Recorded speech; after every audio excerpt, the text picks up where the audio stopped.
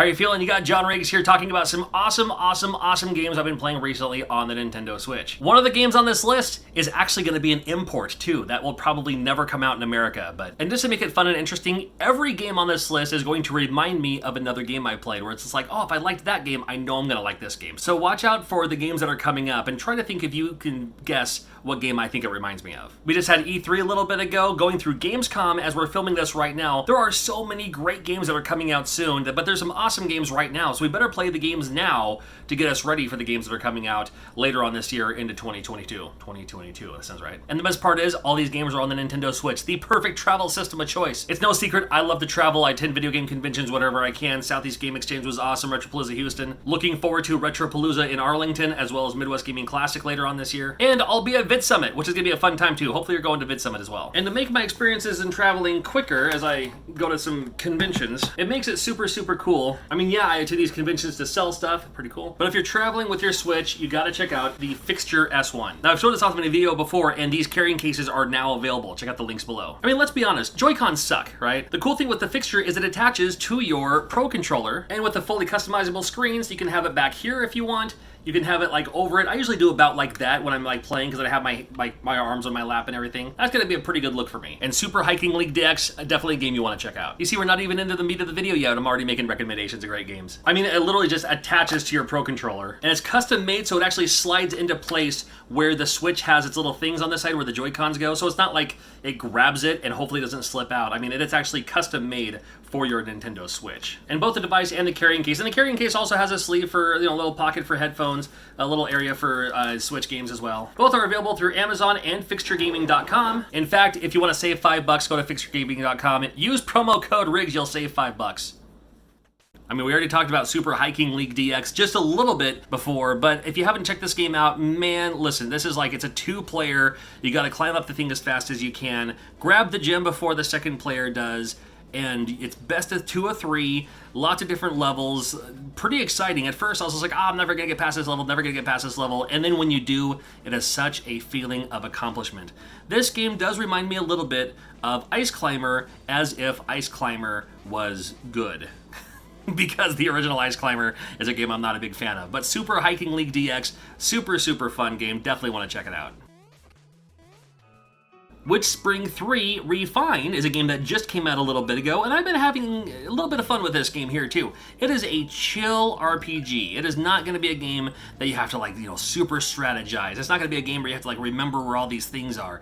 It's just a chill, play at your own pace, love the colors, love how it looks, love the art style. Music's decent. I mean, you see the enemies clear as day on the screen, and I like that. I don't like the random encounters. When you are ready, you attack them. You can see their little area. As soon as you get close enough, that's going to initiate the battle. And then you can use your weapon, you can use magic. There's a doll theme in this too, and you can get dolls to help you out along the way as well. You just pull off your little missions and move on from there. So far I've been having a lot of fun with this game. I was enjoying streaming this just the other day. It's called Witch Spring 3 Refine. It's available right now. Mayhem Brawler, if you can't get enough beat-em-ups, this is a good one. Now, there might be a little bit of science fiction element to this too, as you can tell by the characters on screen here. And every beat-em-up I ever play, sorry, I always have to go straight to the wrestler to start with. I like how it's comic book set up, and then it's almost like they're tweeting each other for the dialogue. And the game itself, hey, it looks pretty cool. It looks like a comic book. I mean, it reminds me of that comic game for the Sega Genesis, in its art style anyway. But the beat-em-up, the brawler, call it whatever you want, it's a solid beat 'em up. It really is. You have your jump and attack, and you have your specialty type move that you can do. Pick up items and pick up weapons and chuck them at enemies or hit them with it. I have no problems with a game like this at all. And of course, it's going to remind me of a game, like a Final Fight, like a Streets of Rage. And that's always a good thing because I love games like this. They're just super fun. And if you like these kind of games too, it might be worth you checking out Mayhem Brawler. Careful with those toys, fellas. You're gonna hurt yourself.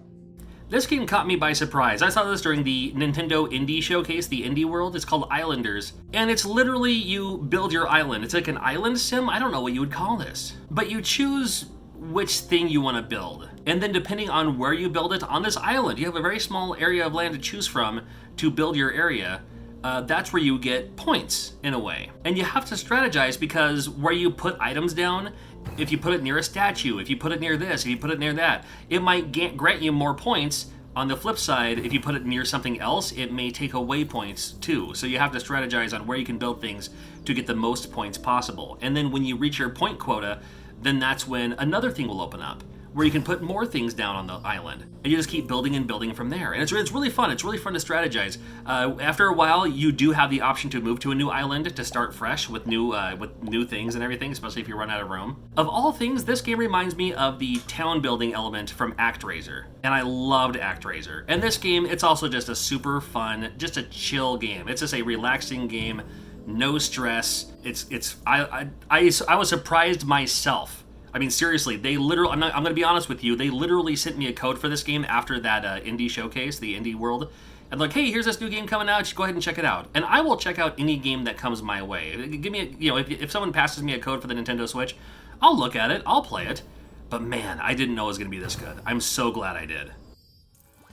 Papa's Quiz is a fun quiz game full of pop culture, and, well, it's full of the questions you want to answer, really. 8 players simultaneous. You can stream this game if you're looking for other players to play online. I played online a little bit. It's not 100% perfect for the online capability, but the other ones who are playing, they had a good time. In fact, I even lost, so people are guessing better than I am. A few different quiz elements as well. One of them is just the whoever can hit the button fastest to get the right answer in time. And it's nice because it gives you options. Now, everybody who is playing this game, they can tap the arrow where it wants to go. So maybe some people want to do the classical music. Maybe some people want Fortnite. Because after that timer runs out, it's going to choose that for the list of questions.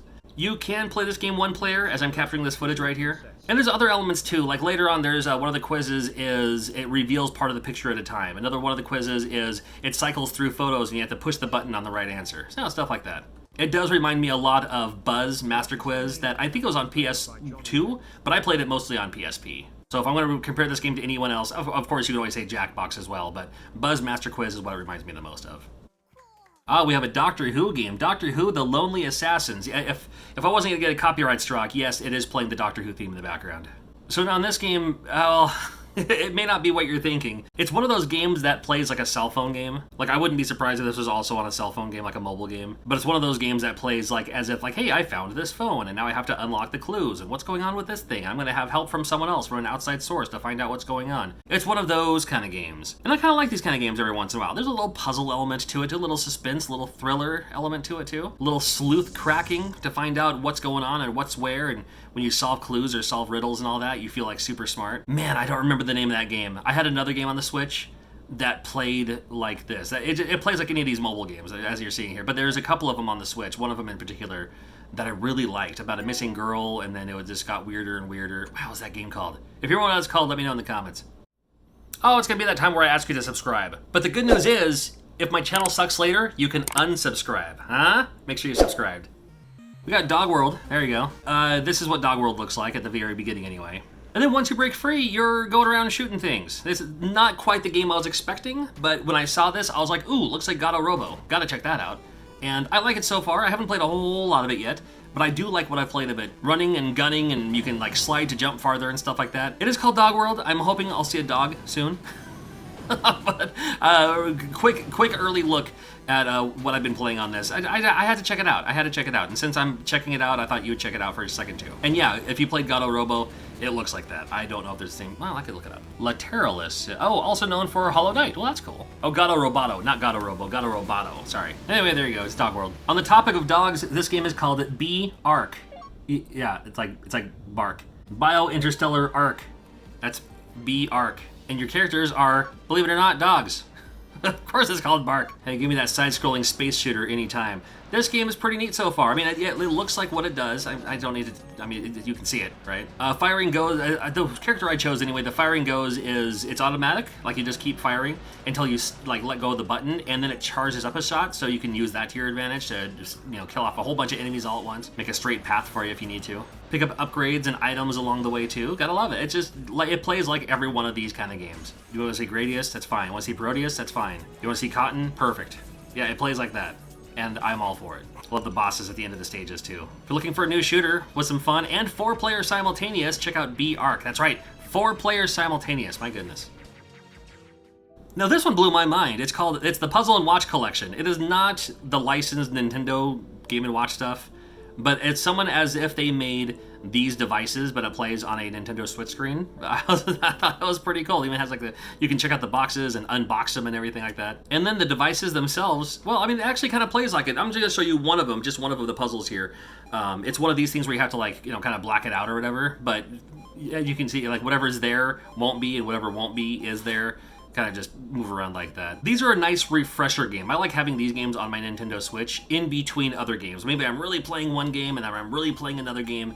It's kind of like sushi though. You can't just go from eating one kind of sushi to another kind of sushi. You gotta have that pickled ginger to refresh the palate. So something like this, it's a great palate refresher, if you will. And I love puzzle games and it just looked neat. I thought I'd check it out.